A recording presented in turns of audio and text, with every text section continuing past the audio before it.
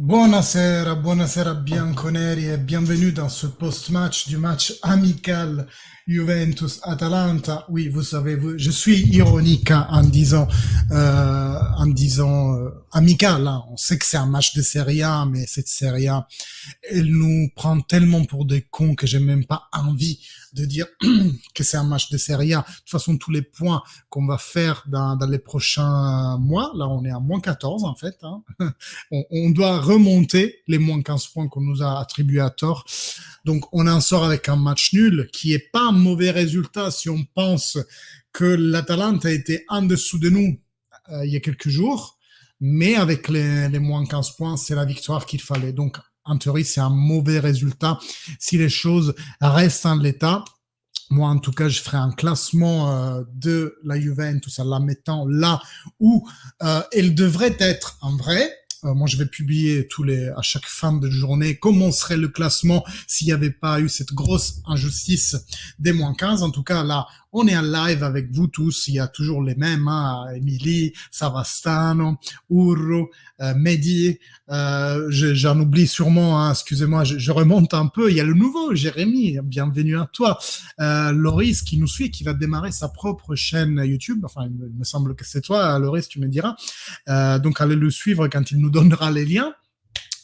Et puis voilà, on est là, on commente ensemble ce match en post-match. Je découperai cette partie du live pour la remettre en vidéo VOD pour que ça soit plus facilement trouvable pour ceux qui n'ont pas suivi le live. D'ailleurs, vous pouvez vous abonner à la chaîne et cliquez sur la cloche qui vous donne accès aux notifications. Donc, quand je serai en live ou quand je mettrai une vidéo sur la plateforme, vous serez automatiquement notifié. Et on va passer à la lecture. Enfin, d'abord, écrivez votre ressenti dans le chat. Je vous lirai après. Je pars d'abord avec une petite analyse à moi du match. La première mi-temps commence mal dans le sens où on se fait trop comprimer dans notre surface par l'Atalanta et il marque assez rapidement au début de la première mi-temps. Donc on passe tout de suite en infériorité, on se fait mener au score, mérité hein, parce que l'Atalanta a fait un gros forcing. Après on arrive à égaliser et aussi à passer en avantage. Le premier but, c'est sur un coup franc qui a été sifflé par l'arbitre. Je dois noter qu'il y a aussi une action juste avant qui aurait mérité un penalty. Donc déjà un penalty qui manque pour la Juventus dans la première mi-temps. On marque avec un deuxième penalty et après l'action qui nous a fait tous vibrer de passion ce soir, c'est le magnifique échange entre Fagioli qui reçoit le ballon avec une talonnade de Di Maria. Il met un cross un peu en retrait sur le disque du penalty pour Milik qui se fait trouver, l'impact est parfait. Retourné de première intention de Milik qui fait une photo à Moussou qui peut rien faire. Donc la Juventus passe à l'avantage et mène à la fin de la première mi-temps de façon méritée. On avait vu les statistiques que je vous avais poussées avant, ça c'est les statistiques de la deuxième mi-temps, mais deuxième mi-temps justement qui part très mal avec l'Atalanta qui fait 2 buts en 7 minutes, dont celui de Lookman vraiment vraiment beau, il faut le dire, c'est pas facile de frapper de la tête le ballon en allant en arrière et en vissant sa tête pour donner la direction.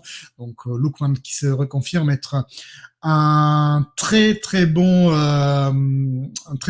prospect de cette Atalanta, mais au même titre que Højlund, on sait l'Atalanta depuis des années un secteur scouting qui sort de talent sur talent.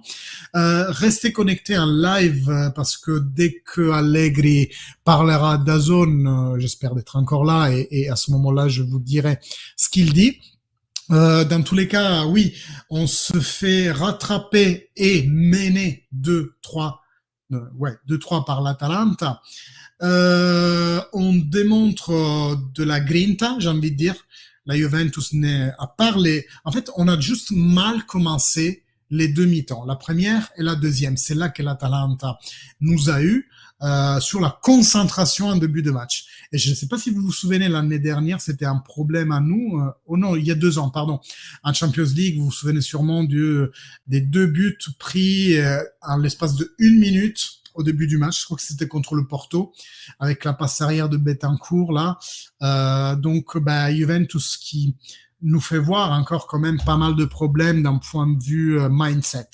Il faut que ces joueurs apprennent à rentrer sur la pelouse concentrés, que ce soit la première mi-temps ou la deuxième mi-temps, et ce, pas importe le score, parce qu'on menait 2-1, et comme des poulets, comme des crétins, on s'est fait rattraper 2 buts en 7 minutes. Ce match, on pouvait aisément le gagner. On était à l'avantage et on a vraiment jeté le résultat aux orties.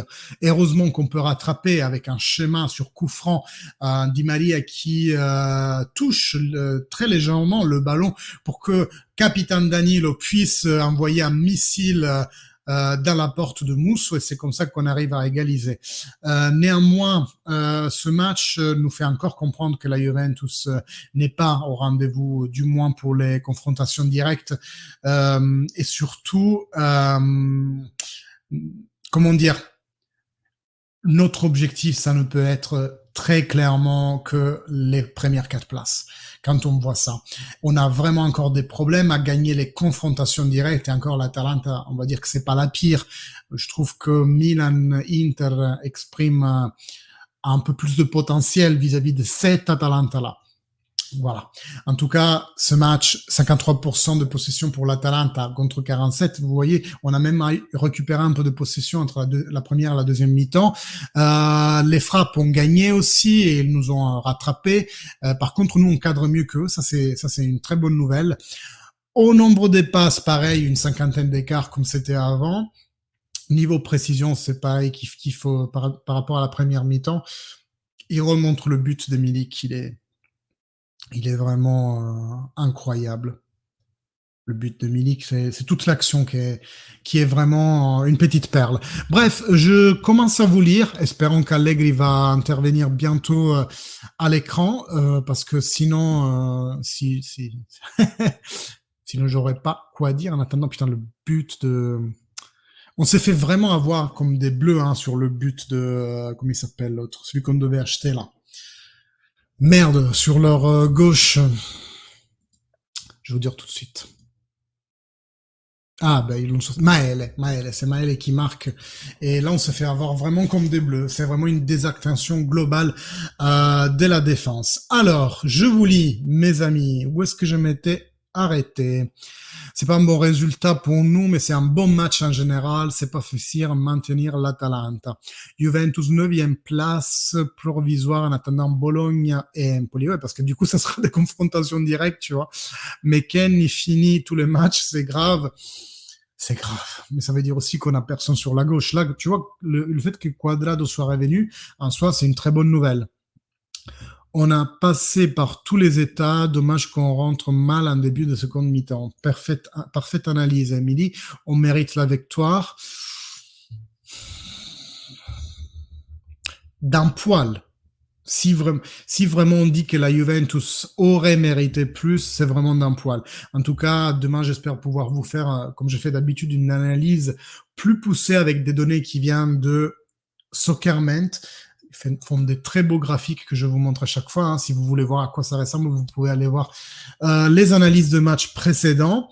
On a été pénalisé par notre très mauvaise entamé de deuxième mi-temps qui a plombé le résultat au final. Fin des semaines difficiles, j'aurais aimé qu'on gagne. Tête bizarre par Lorenzo Rovagna qui nous a rejoint sur la chaîne Twitch. Merci à toi, Lorenzo. Je ne sais pas si tu as souscrit, mais je vais vérifier dans mes mails et j'espère vraiment que tu as souscrit. Non, tu n'as pas souscrit. J'ai pas reçu de mail. Donc, je t'y invite, Lorenzo. Mehdi, Chesney, il est nul. Non, allez, Mehdi, il est pas nul. Chesney, il a fait une erreur sur le premier but. Je suis d'accord avec toi. Alessandro aussi, il a fait mais je suis pas d'accord que c'est un mauvais gardien, Chesney. Au contraire, meilleur gardien de l'Euro après le crétin qui a mis sa Coupe du Monde pour en faire une bite, quoi. Juventus, 15, donc tu résumes un peu ce que j'ai dit tout à l'heure. Mauvais résultat. Le résultat est pas bon à cause de cette pénalité de... oui, c'est un peu ce que je disais pendant l'intro. On perd trop de ballons par contre. Ça, j'aimerais bien revoir l'indice de récupération, le PPDA. Demain, je vous cherche le PPDA parce que ils mettent un peu de temps à le mettre, ce genre d'indicateur sur les sites. Le PPDA, pour ceux qui savent pas, c'est le nombre de passes moyennes que tu concèdes à l'adversaire avant de récupérer le ballon. Donc, c'est un indice de pressing, en fait. Plus de pressing tu fais. Et la Juve, on a vu, a actué le gegenpressing en fin de la première mi-temps, un peu moins dans la deuxième mi-temps. C'est-à-dire que dès qu'on perdait le ballon, il y avait systématiquement 3 joueurs qui allaient réattaquer pour regagner la possession. Ça s'appelle du gegenpressing. Vous connaissez sûrement cette tactique inventée en Italie d'ailleurs, mais fortement reprise par Jürgen Klopp dans son Liverpool. Tactiquement, on est devenu nul, joueur mal placé à chaque action de l'équipe adversaire. Pour moi, c'est vraiment McKennie qui, entre guillemets, fout la merde à notre compo et qui nous rend vachement asymétrique, je trouve. McKennie et Alexandre, c'est pas absolument possible. Et heureusement qu'ils sont pas sur la même côté. T'imagines, les deux sur le même côté, ça va se la souffrance. Fallait faire un trait Ealing au lieu de faire un trait Quadrado. Ealing sur la droite, Mehdi, je sais pas ce qu'il vaut en fait. Je l'ai toujours vu à gauche. Sur la droite, on a Quadrado, Deschio, qui va rentrer bientôt sélectionnable. Aujourd'hui, Quadrado n'avait que 20 minutes dans les jambes. Et éventuellement, le jeune Barbieri. Alexandre, ça va encore, je dirais. Là, on revoit, ils sont en train de montrer les highlights sur DAZN. Le but de Milik est vraiment magnifique. À la place de Miretti Soulé, oui, voilà, par exemple, pour laisser un peu moins seul. C'est le problème central de cette compo en 3-5-2, que le sous-pointe, s'il est trop léger, eh bien, l'attaquant principal, il est toujours trop seul. Là, on revoit leur but, le but de Maël, et il est pour un poil, pour un cheveu, il est en jeu, en fait. C'est Bremer qui le garde en jeu. Mauvaise début de deuxième mi-temps. Faut qu'on se batte de la première à la 90e, je dirais même 85e. Putain, faut qu'on soit des chiens, putain, des lions tous ensemble montrer. C'est putain de sérieux qu'il y en a. Ah, et là, Lorenzo, il y va, là. Premier but, et troisième but, c'est pour Alexandre, ça va pas du tout.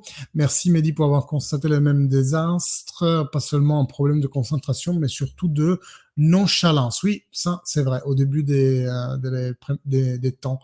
Là, on revoit le coup franc de Danilo avec assistance de Di Maria. Donc finalement, aujourd'hui, Di Maria s'en sort avec une assistance et un but sur penalty. Ouais. Franchement, c'était central. Hein. Musso a vraiment vu le ballon l'année dernière, c'est pour ça qu'on marque. Hein. Les buts d'aujourd'hui qu'on a pris sont les mêmes que contre Naples. Oui, des erreurs de distraction faramineux. Mais aujourd'hui, c'était pas la faute de Bremer. Là, on voit encore ce qu'il a bouffé. Miretti, il avait le ballon du 4-3.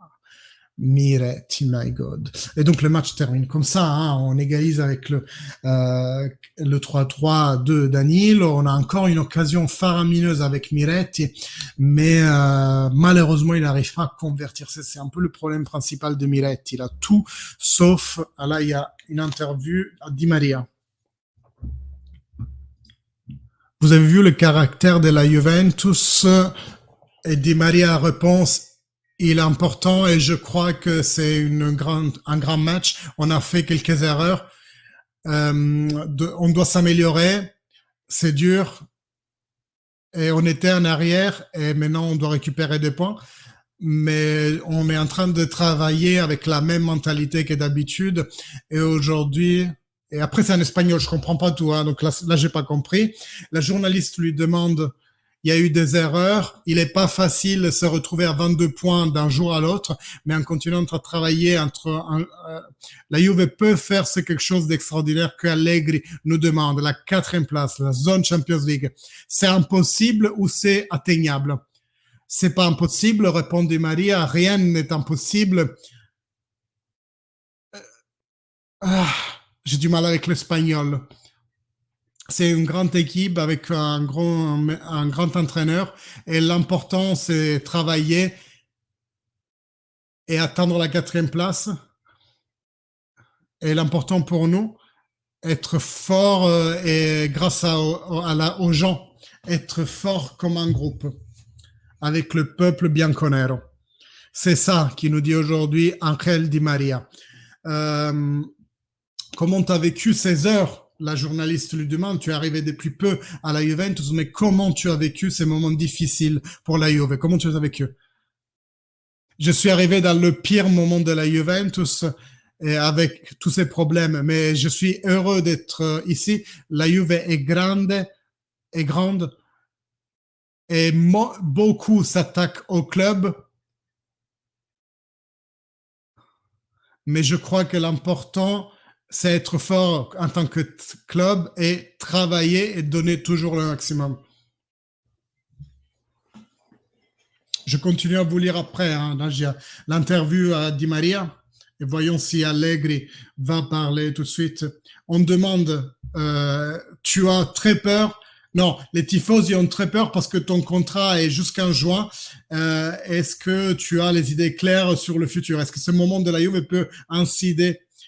Et lui, il dit, ma décision est toujours... Ah, il dit que sa famille est heureuse ici. C'est le club plus grand d'Italie, c'est un des clubs plus grands d'Europe et ma famille est très heureuse. Donc ma priorité, c'est ma famille et c'est grâce à ça qu'il prendra ses décisions. Ça ne veut pas dire qu'il va partir à la fin d'année, ça. Hein. Et je le vois très positif, hein, Angel Di Maria. Vous savez, un peu, ceux qui me connaissent un peu plus, je regarde beaucoup les micro-expressions faciales, la façon dont les gens s'expriment, les yeux et tout. Donc, il me semble assez sincère. Hein. Après, je suis pas un magicien, je suis pas Fabien Olicard. Pour ceux qui connaissent, ceux qui connaissent pas, allez le suivre parce que Fabien Olicard, c'est un maître de vie. Mais voilà, il m'a semblé assez sincère. J'espère qu'Allegri va prendre la parole avant que je quitte le live. En tout cas, je continue à vous lire. Il faut faire quoi pour que tu reçois un mail? Ben, il faut sur Twitch, tout simplement, tu vas sur la chaîne et tu dois avoir un bouton s'abonner, en fait. Comme ça, tu reçois aussi les notifications quand je suis en live. Ou si tu veux le faire sur YouTube, tu cherches sur YouTube Juventino à Paris et tu t'abonnes à la chaîne. Pogba va nous faire du bien, oui, je pense aussi, mais ça fait pratiquement un an. Son dernier match officiel date d'avril. Va falloir du temps pour revoir Pogba. Hein. Le Pogba qu'on connaît, bien entendu. Non, mais mettre Chiesa à droite, Tailing gauche. Ah ouais, c'est pas con ce que tu dis là. Bravo, Mehdi.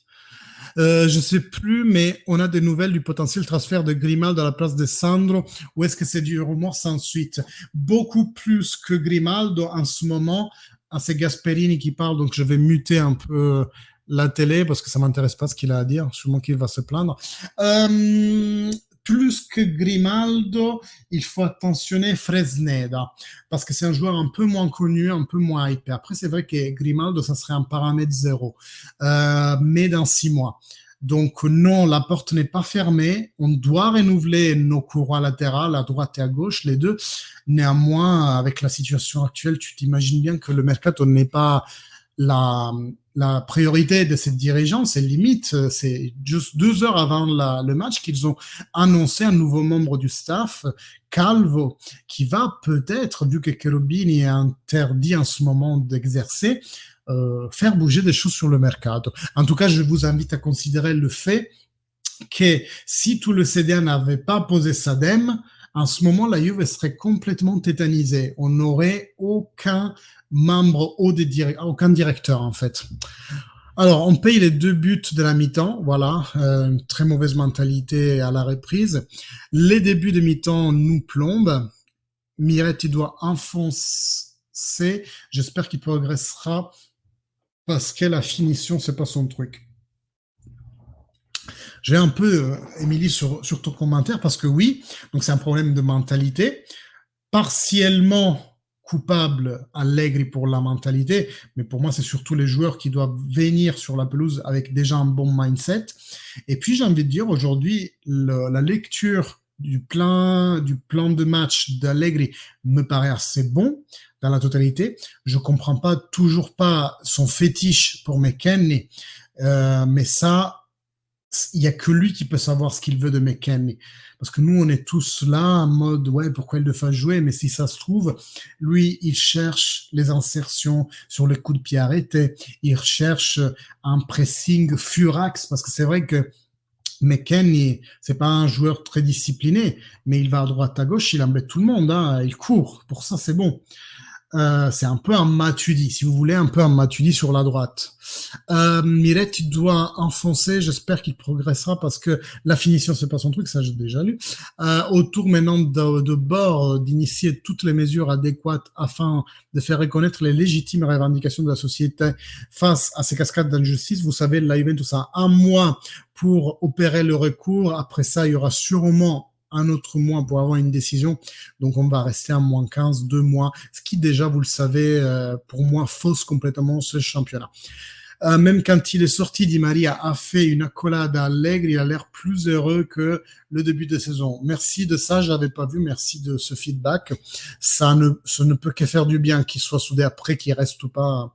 Moi, c'est pareil, est-ce que je vois vraiment pas rester l'année prochaine Di Maria, je sais pas encore. Oui, je regarde toutes ces vidéos de Fabien Olicard, moi aussi, ça m'intéresse. Ouais, ouais. C'est pas seulement le mentalisme, il parle beaucoup de mémoire, de comment le cerveau fonctionne, le biais cognitif. C'est vraiment, moi, je suis allé le voir en spectacle, il est génial. Ça s'appelle du langage du corps. Ouais, pas seulement. C'est pas seulement le body language, c'est vraiment les expressions microfaciales. Tu sais, il y a certaines choses qui sont interculturelles. Tout le monde sourit, par exemple. Tout le monde cligne de l'œil quand quand il dit une bêtise. Non, voilà, ce genre de choses. Mais depuis un petit mois, je suis... Ah, t'es déjà abonné, parfait. Moi, c'est la défense à 3 que j'ai du mal encore, je me trompe peut-être. On est obligé par rapport à Bremer. Je vote pour Vicario comme deuxième gardien afin qu'il prenne ultérieurement la place du Polonais, ça serait pas mal. Contrat de Chesney, il dure encore 2 ans, si je ne m'abuse. On a raté Donnarumma dans les gars, il a refusé, on aurait été tranquille pendant au moins 5 années pour le poste de gardien. Mais tu sais, Mehdi, avec les choses qui s'est arrivé à Donnarumma de rater, le but contre le Real, là, honnêtement, Donnarumma, je ne sais pas si je le préfère à Chesney, je suis sincère, hein. Il fait plus de gourdes, de ce que je sache. Et en termes de fiabilité ou même de spectacularité, je ne sais pas ce qu'il a en plus de Chesney. Mais bon. Alors, le problème, c'est pas Allegri, le problème, c'est les joueurs n'ont aucune mentalité. Oui. Paredes n'a ni le niveau, ni la Juve, ni la mentalité. Ben, on le voit, aujourd'hui, il n'a même pas fait une minute. On lui a préféré Miretti. Mais c'est ça, moi, ça m'a gonflé quand même qu'il fasse couple d'attaque Miretti-Ken. La pointe principale est toujours trop seule. Si on met un joueur, pas faible, mais comment on dit, physiquement impalpable, comme Miretti, beaucoup de classe, un bon toucher de ballon, mais plus un mezzala offensive ou alors un trequartista plutôt qu'une deuxième pointe. Utiliser un trequartista avec une seule pointe, moi je trouve ça vraiment dommage de jouer comme ça. Perso, je préfère Perin pour le futur que Donnarumma. On a le meilleur deuxième gardien de la Serie A, à mon avis. Il n'y a pas un autre deuxième gardien qui soit du niveau de Perin. Vicario supérieur Donnarumma. Allegri va parler. Ben, j'espère, moi j'attends. Je sais de meubler, là, il y a encore Gasperini qui parle. Je vais vous traduire ce qu'il dit. À la Juventus, j'y étais très longtemps. J'ai un bon souvenir des joueurs qui ont gagné la Coupe du Monde en 92. Pourquoi il nous parle de l'ancienne Juve? Interview d'Allegri, mais sur DAZN, moi je l'ai pas, moi. J'ai du lag peut-être. Bon, allez, est-ce que je vous mets un fond? Voilà. Comme ça, on sait que c'est Allegri qui parle. Mais c'est encore Gasperini. Il aime bien parler, Gasperini. Il parle trop, Gasperini.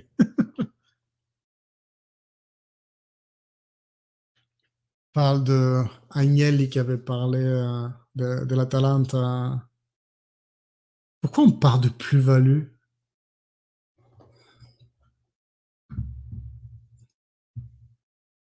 Eh bien, je suis censé déjà y être, mais comme je suis encore ici, parce que j'attends que Allegri parle.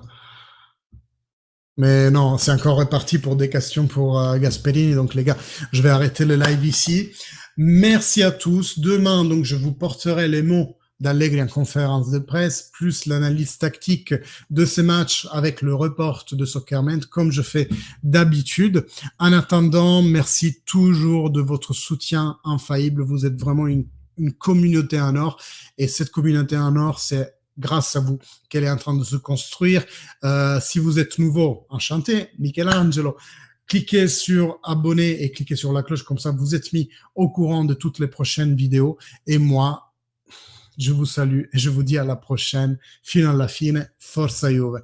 Bonsoir les amis et on se voit tout de suite sur Juventibus.